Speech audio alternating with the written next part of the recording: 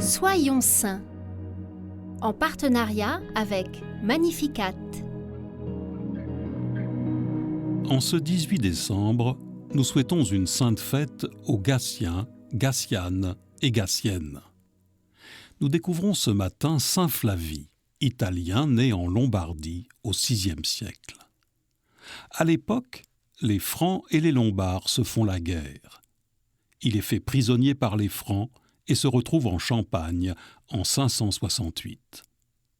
Un propriétaire, nommé Montin, l'achète pour 30 deniers de sous d'or, ce qui équivaut au prix d'un cheval. Il marie ensuite Flavie à l'une de ses esclaves prénommée Apponie. Puis il fait de lui l'intendant d'un des domaines qu'il possède dans le département actuel de l'Aube.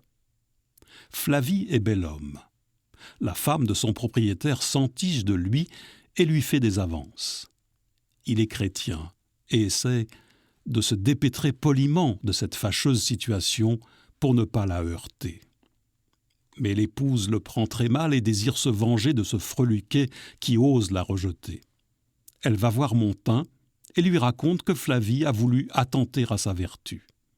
Une enquête est menée, faisant toute la vérité sur l'affaire.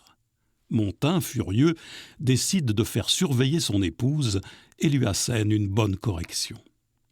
La femme ne s'arrête pas là. Nouvelle stratégie. Elle répand la rumeur que Flavie dilapide le bien de Montin, le menant à sa ruine. Nouvelle enquête.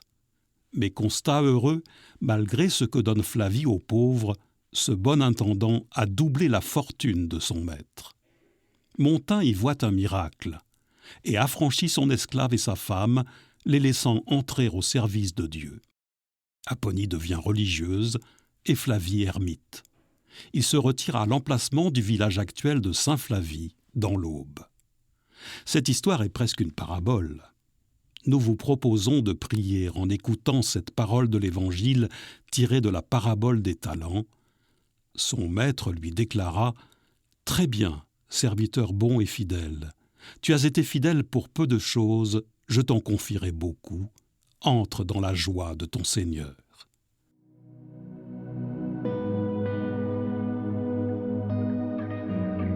Seigneur, avec saint Flavie, nous voulons devenir tes serviteurs, des chrétiens sans peur qui s'abandonnent à ton amour avec confiance.